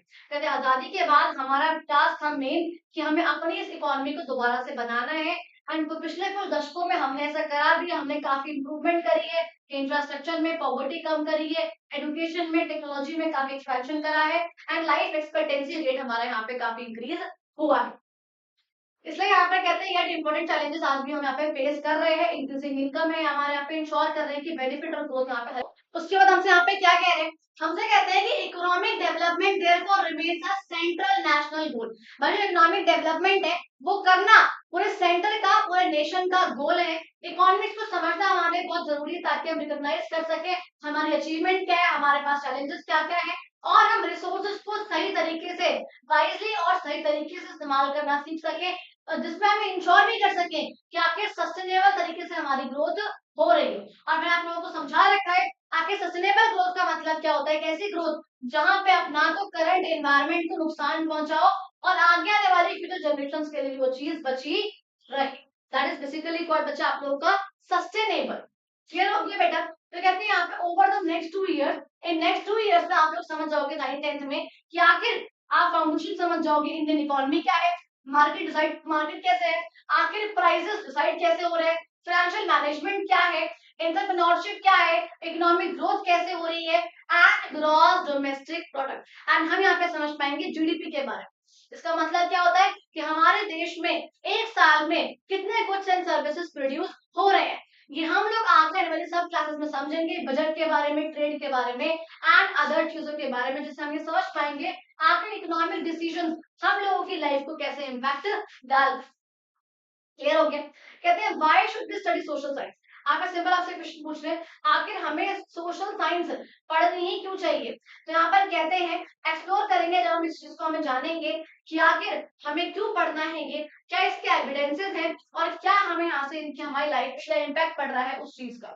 ठीक है, क्या चीजें यहाँ पर होने वाली। तो देखो नेक्स्ट हम बात कर रहे हैं यहाँ पर, कहते हैं जिस घर में हम लोग रह रहे हैं, जो पानी हम पी रहे हैं, जो रोड हम ट्रेवल कर रहे हैं, जिस रोड पे, जिस जो स्कूल हम अटेंड कर रहे हैं, जिस मार्केट हम लोग जा रहे हैं, इवन जिन जगहों पे हम लोग अपना मोबाइल है, ये इंटरनेट कनेक्शन है, कुछ भी यहाँ पर है, तो डिजिटल स्पेसेस भी हम लोग यहाँ पर कर रहे हैं। ये सब कुछ क्या है, ये वो सिस्टम्स हैं जो कि क्रिएट करे गए हैं, मैनेज करे गए हैं हमारी सोसाइटी के द्वारा। उसने ही ये सब चीज जो है वो बनाई है। सोसाइटी यानी कि सोशल साइंस, सोशल साइंस हम समझ पाते हैं, helps us understand how this system develop. हम ये समझ पाते हैं कि आखिर सिस्टम से वाले डेवलप कैसे हुए, कैसे फंक्शन कर रहे हैं, कैसे अफेक्ट कर रहे हैं अलग अलग ग्रुप ऑफ पीपल को, कैसे अफेक्ट कर रहे हैं अलग अलग ग्रुप ऑफ पीपल को। ठीक है, कहते हैं हाउ वी फंक्शन, ये फंक्शन कैसे कर रहे हैं, हाउ जो लोग हैं वो कैसे यहाँ पर रह रहे हैं and speak different language, and कैसे अलग अलग लैंग्वेज जो है लोग बोल रहे हैं। हम यहाँ पे सब चीज समझ पाते हैं जब हम इसकी बात करते हैं। सोशल साइंस के बारे में यहाँ पे बिकॉज हम बात कर रहे हैं, अलग अलग ऑक्यूपेशन लोग क्यों फॉलो कर रहे हैं, कैसे यहाँ पे डिफरेंसेस हैं एक ही कंट्री में इतने सारे, ये हम सब कुछ समझ पाते हैं। कहते हैं सोशल साइंस यहाँ पे एक्सप्लेन कर रहा है इन सब वेरिएशंस को एज आउटकम्स किसके, ज्योग्राफी के, हिस्ट्री के, कल्चर के, इकोनॉमिक फैक्टर्स। यहाँ पे बेसिकली ये सब बातें यहाँ पर कह रखी है। यहाँ पर इन सब फैक्टर्स को एग्जामिन करके हम यहाँ पर समझ पाते हैं सारे ये अपने आंसर्स को। कहते हैं इससे हम समझ पाते हैं कि आखिर ये अगर हम जब हम समझ पाएंगे अपने देश के बारे में, हिस्ट्री का, ज्योग्राफी उसकी, उसके सिविक्स, उसकी कल्चर के बारे में, हर इकोनॉमी के बारे में, हर एक चीज, तो यहाँ पर क्या होगा, इस अंडरस्टैंडिंग से हमारे अंदर रिस्पेक्ट आएगी एंड अपनी कम्युनिटीज के बीच में कोऑपरेशन बिल्डअप होगा। एंड सेम टाइम पे हम ये रिकॉग्नाइज कर पाएंगे कि आपके इंडिया का कल्चर जो है कैसे इन सब डाइवर्सिटी को एक साथ जो है बांध के रख रहा है। अच्छा, फिर तो यहाँ पे क्या कहते हैं, एक डेमोक्रेटिक सोसाइटी में सिटीजन्स का जो है बहुत अच्छा रोल रहता है। लॉज है, राइट्स है, रिस्पॉन्सिबिलिटीज है, गाइड करती है कि आखिर लोग एक साथ कैसे रह रहे हैं। और जब जब when you understand about government function, जब हम गवर्नमेंट के फंक्शन के बारे में हम जान पाते हैं कि आपके डिसीजन कैसे लिए जा रहे हैं, कैसे एक अच्छी सरकार बनाई जा रही है, हम ये सब आंसर समझ पाते हैं।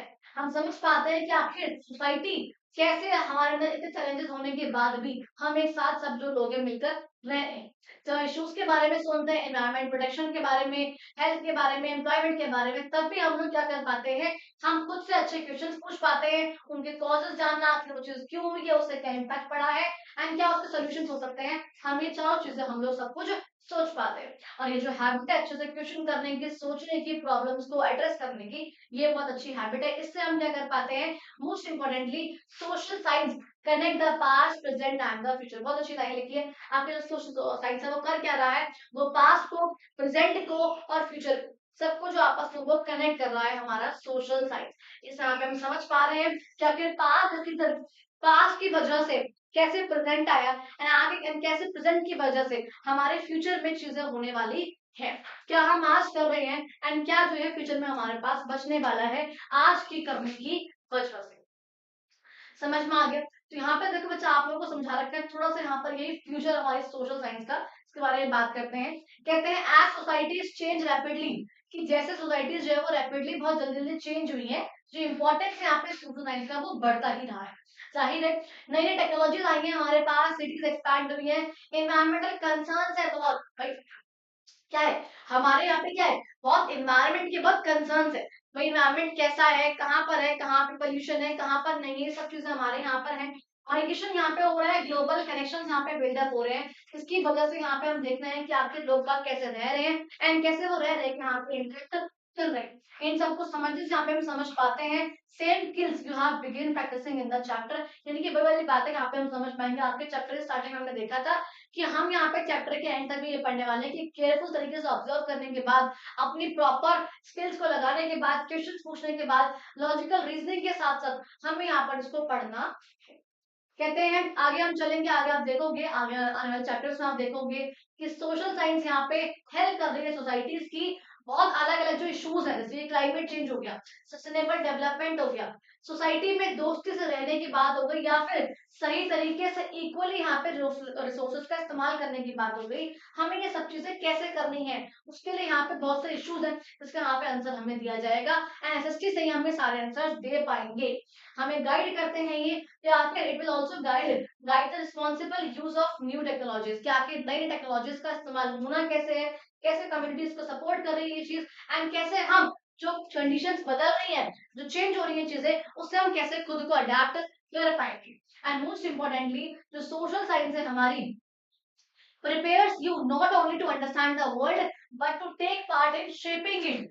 यहाँ पे कहते हैं कि एसएसटी आपको सिर्फ और सिर्फ वर्ल्ड को समझने में हेल्प नहीं कर रही है, बट ऑल्सो आपको बता रही है कि आपको आखिर इन्फॉर्म्ड और थॉटफुल डिसीजंस लेने कैसे हैं। हमें यहाँ पे इससे ये समझ में आएगा जिससे हम कल्चर को, ट्रेडिशंस को, इन सबको भी ध्यान में रख के हम डिसीजंस ले सके। कहते हैं कि एक जर्नी है एसएसटी जो है प्रॉपर आपकी सोशल साइंस, जिसमें हम देख सकते हैं आखिर कैसे सोसाइटीज इवॉल्व हुई है, कैसे जो है फंक्शन कर रहे हैं आज के टाइम पे, एंड आगे कैसे चीजें जो है बेटर होने वाली है फ्यूचर में। आज की बात कर रहे हैं, पहले की बात कर रही है, हम आगे आने वाले टाइम की बात कर रहे हैं। एज सोशल साइंस से हम ये सब चीज समझ पाएंगे। अब तो आपका बार बार चैप्टर में लिखा है in the next two grades, तो इन्हीं टू ग्रेड्स की बात होगी, यानी कि 9th एंड 10th की बात करके आपको लाइन्स कही गई है कि आप आगे आने वाले 9th एंड 10th, यानी कि आप 9th और जो नेक्स्ट आप लोग नेक्स्ट क्लास में आप लोग पढ़ने वाले 10th क्लास में, उन सब में आप समझ पाओगे इन सब चीजों के बारे में, आप बहुत चीजों के आंसर खुद से कर पाओ। यहाँ पे कहते हैं सब्जेक्ट है, यानी कि social science it's not just a subject you study in school. ये सिर्फ एक वो सब्जेक्ट नहीं है जो कि आप लोग स्कूल में पढ़ते हो, बल्कि वो विंडो है जो कि आपके वर्ल्ड के आसपास है, यानी कि आपके वर्ल्ड है उसके आसपास की विंडो है, जहाँ पे आप पूरे वर्ल्ड को समझ पा रहे हो, बिकॉज चारों डिसिप्लिन समझ पा रहे हो, आप हिस्ट्री समझ पा रहे हो पहले क्या था, आप ज्योग्राफी समझ पा रहे हो कि एनवायरमेंट कैसा है हमारे यहाँ का, आप पॉलिटिक्स से समझ पा रहे हो कि कौन सी गवर्नमेंट हम पे राज कर रही है, गवर्नमेंट कैसे राज कर रही है, एंड इकोनॉमिक्स से आप देश चला पा, तो यानी कि आप सब कुछ यहाँ पे समझ पा रहे हो, और आप ये देख पाओगे एट द एंड तक कि आखिर एक रिस्पॉन्सिबल सिटीजन अगर आप हो तो आपका क्या रोल है अपने फ्यूचर के लिए। ठीक है, कहते हैं आगे आने वाले 2 सालों में आप सब कुछ पढ़ पाओगे कि डिफरेंट डिफरेंट ब्रांचेस कौन कौन से, देखो ये क्या था, ये हमने बात करी है सेकेंडरी स्टेज के सोशल साइंस की, जहाँ पे हम 2 साल का लर्निंग जर्नी हमारी होने वाली है, उसकी हम ये बात कर रहे हैं।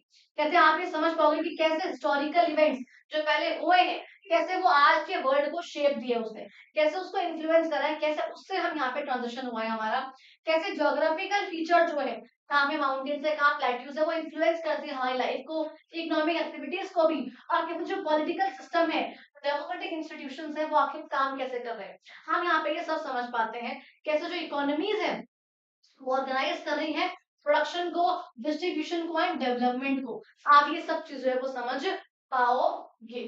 क्लियर हो गया, आप ये समझ पाओगे कि आखिर और चैलेंजेस कौन कौन से हैं, जैसे कि एनवायरमेंट की, सस्टेनेबिलिटी की बात यहाँ पे करी गई है ना, यहाँ बात करी गई है हमसे सोशल में डाइवर्सिटी की कितनी विभिन्नता है, लोगों के अधिकारों की, रिस्पॉन्सिबिलिटीज की बात करी गई है, आखिर ग्लोबल कनेक्शंस में क्या इम्पैक्ट डल रहा है, उस इम्पैक्ट की बात यहाँ पे करी गई है। कहते हैं as you engage with these things you will learn to analyse evidence, compare perspective, यहाँ पे कहा गया है कि आखिर जैसे जैसे आप इन चीजों को यहाँ पे समझोगे, आप समझ जाओगे कि आखिर आपको समझ में आएगा कि कैसे आपको किसी के सबूत को एनालाइज करना है, कैसे आपको डिफरेंट डिफरेंट पर्सपेक्टिव को कंपेयर करना है, और आप पास्ट को, प्रेजेंट के, फ्यूचर को आप बहुत अच्छे से समझ पाओगे कि आपकी बहुत अच्छी जर्नी होने वाली है, जहाँ पे आप एक रिस्पॉन्सिबल सिटीजन बन पाओ।